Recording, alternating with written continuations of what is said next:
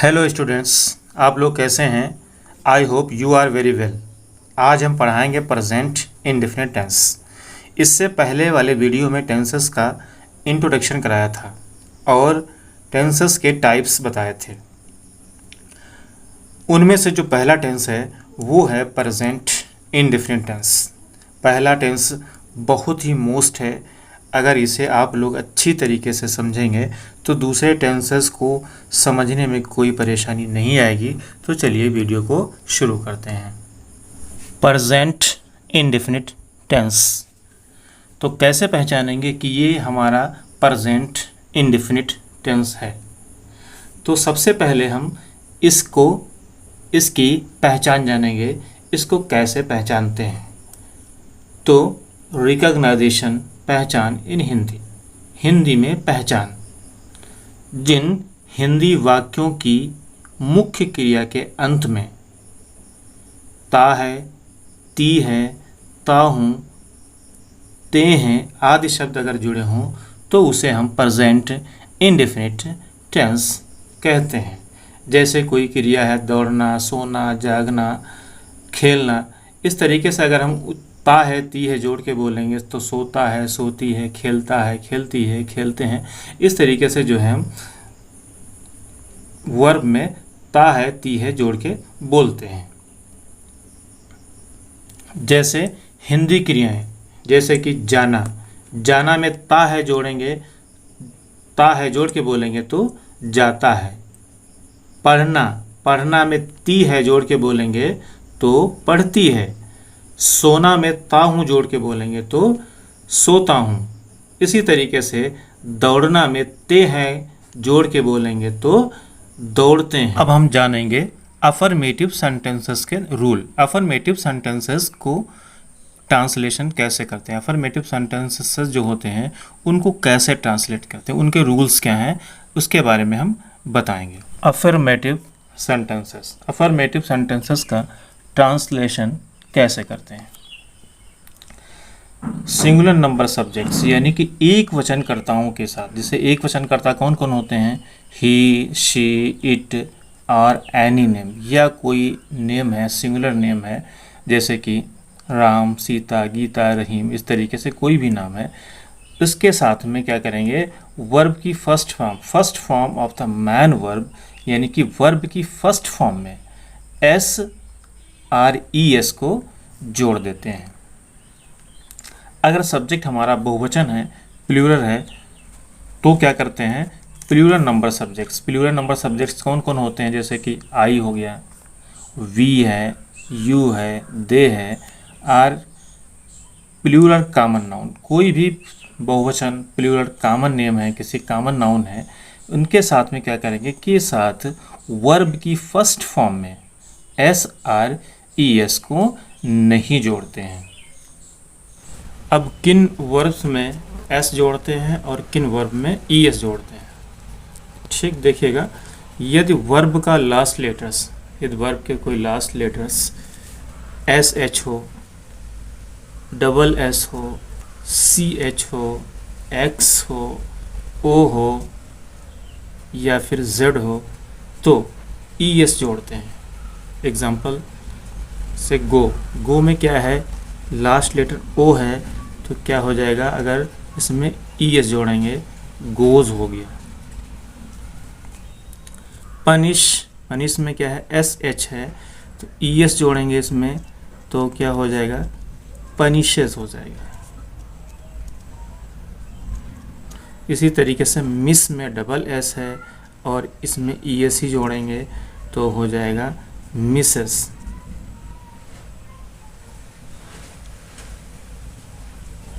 Search में भी ES ही जुड़ेगा, सर्चेस।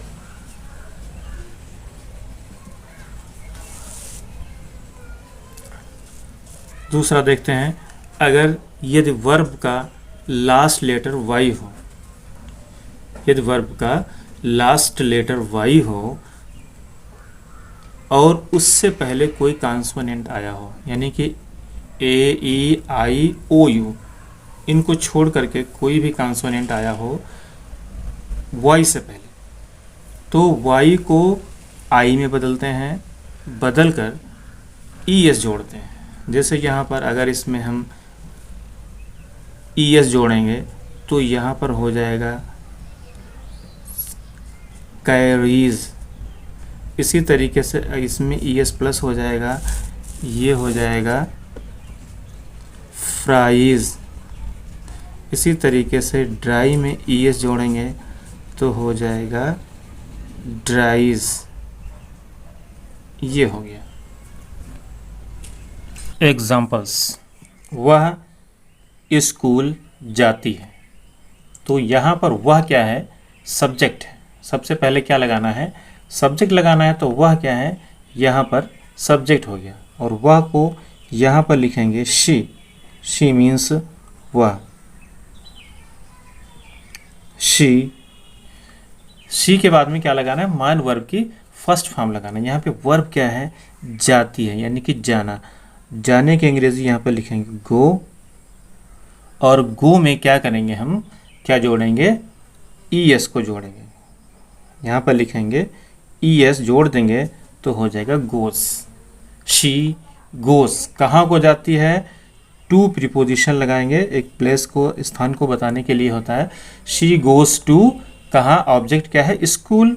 तो यहाँ पर लिखेंगे school. She goes to school. Sentence हमारा कंप्लीट हो गया। नेक्स्ट सेंटेंस है हम अपना पाठ याद करते हैं। तो हम अपना पाठ याद करते हैं, तो सब्जेक्ट हो गया यहाँ पर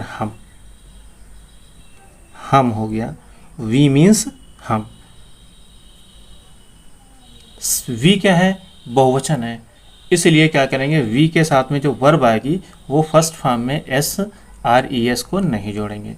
इसमें क्या है, वर्ब इसमें क्या है, याद करना, याद करते हैं। तो याद करने की अंग्रेजी होती है लर्न। ये हो गया लर्न। वी लर्न अपना, तो वी के साथ आएगा आवर। वी लर्न आवर, क्या याद करते हैं, ऑब्जेक्ट क्या है, पाठ, आवर लेसन। आवर लेसन, हम अपना पाठ याद करते हैं, बन गया we learn our lesson. Next sentence है वह अपना काम करता है। तो वह अपना काम करता है, तो यहाँ पर सब्जेक्ट है ही। ही क्या है, एक वचन है ना, तो यहाँ पर लिखेंगे ही। एक वचन है तो यहाँ पे करना जो वर्ब होगी, करता है, तो करने की अंग्रेजी होती है डू। यहाँ पे डू लगा देंगे। डू में क्या करेंगे, हम ई एस को जोड़ेंगे। यहाँ पर लिखेंगे ई एस। ई एस हो गया। उसके बाद में क्या करेंगे, ही डज, अपने की अंग्रेजी यहाँ पर हो जाएगी his. He does his work. He does his work. ये सेंटेंस हमारा कंप्लीट हो गया। अगर सेंटेंस में कोई कॉमन नाउन आया हो और उसकी आदत को दर्शाना हो, तो कैसे सेंटेंस को ट्रांसलेट करते हैं। देखिए यहाँ पे दो सेंटेंस है, पक्षी आकाश में उड़ते हैं। दूसरा सेंटेंस है पक्षी आकाश में उड़ा करते हैं। दूसरे सेंटेंस में क्या है, पक्षियों की एक आदत प्रकट करता है, एक आदत प्रकट की जाती है। तो पहला सेंटेंस हमने यहाँ पे लिखा हुआ है पक्षी आकाश में उड़ते हैं। तो यहाँ पर क्या बनाएंगे, हम लिखेंगे द बर्ड्स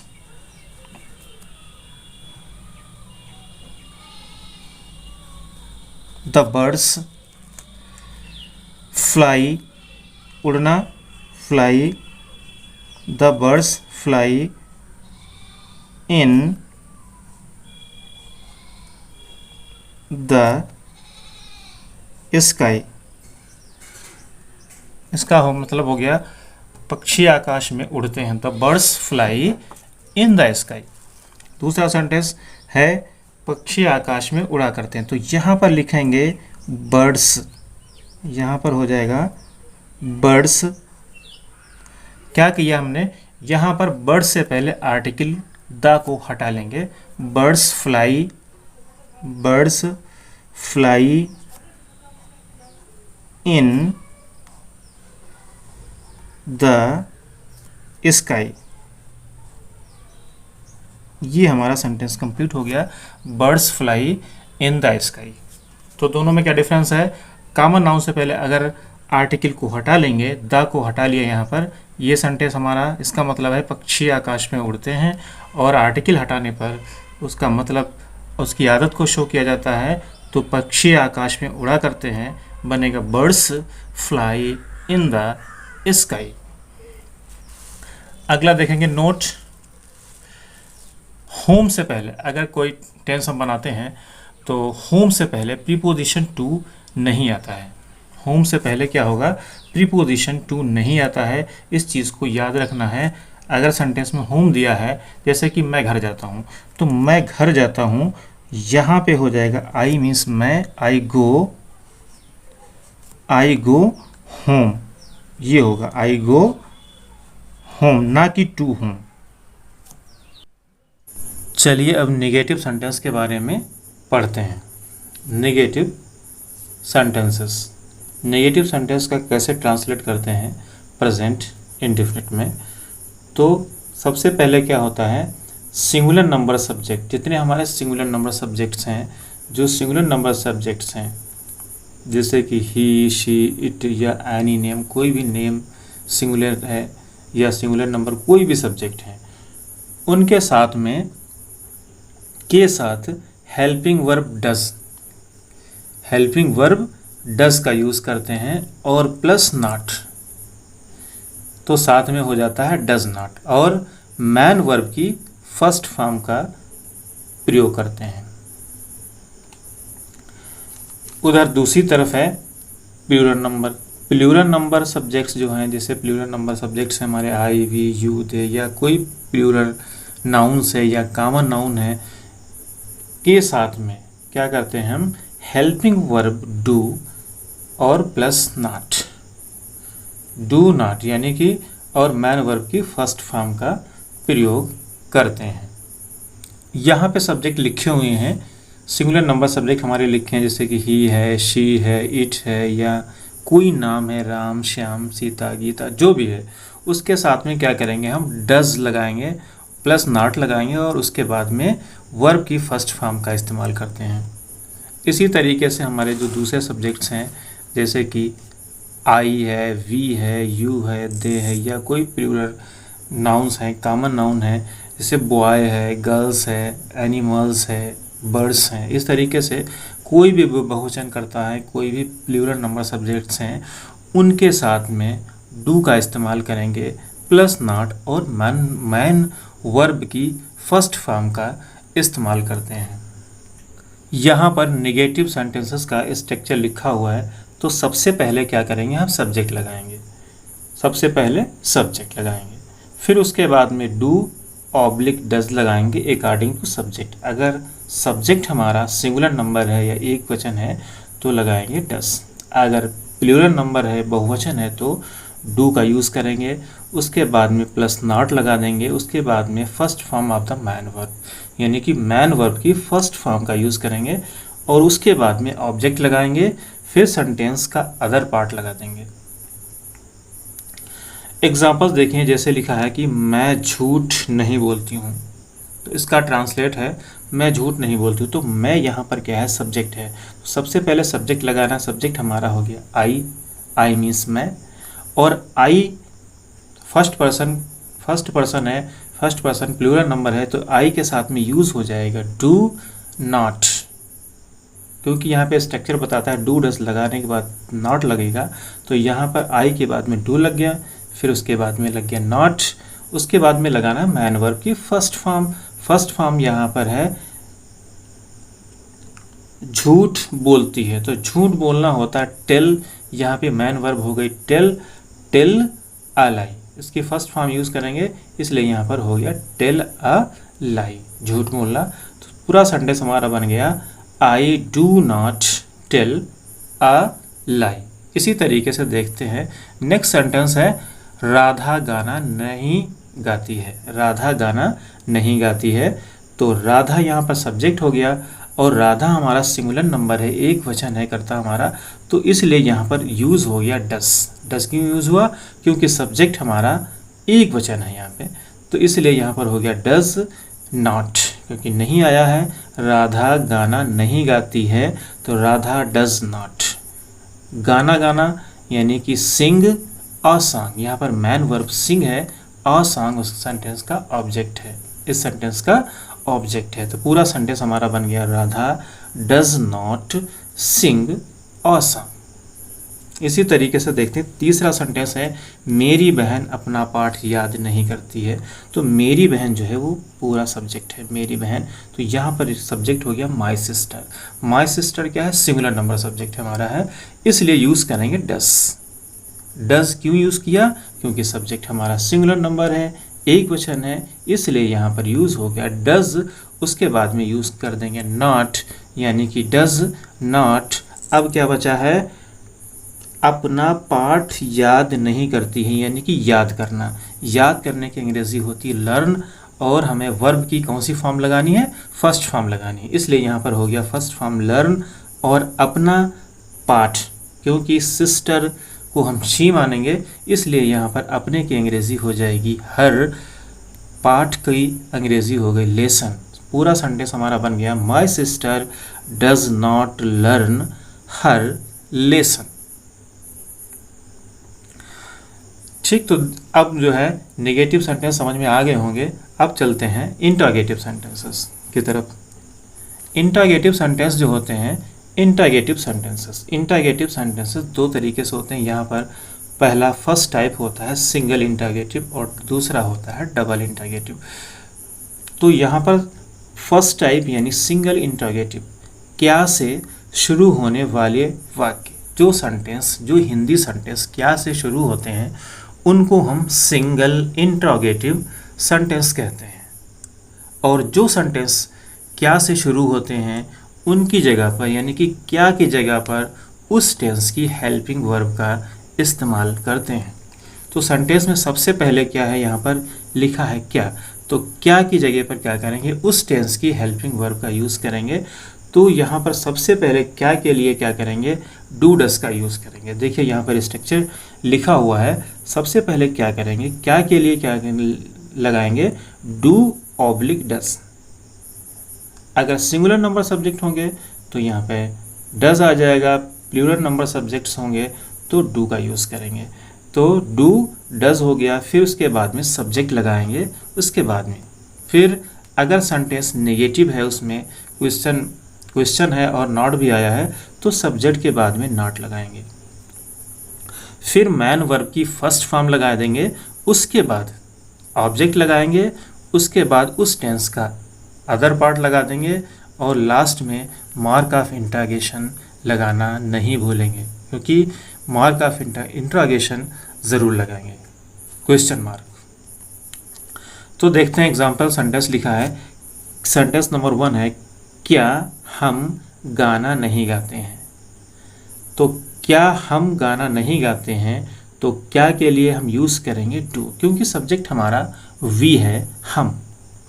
तो डू वी नॉट, देखो इसमें नहीं आया है, तो यहाँ पर सब्जेक्ट के बाद में नॉट लग जाएगा। तो do we not sing a song, last में लगाएंगे मार्क ऑफ इंट्रोगेशन। इसी तरीके से दूसरा है क्या राम मोहन के साथ, क्या राम मोहन के साथ स्कूल जाता है। तो डज राम, यहाँ पे राम क्या है? मैन सब्जेक्ट है। क्या राम डज राम।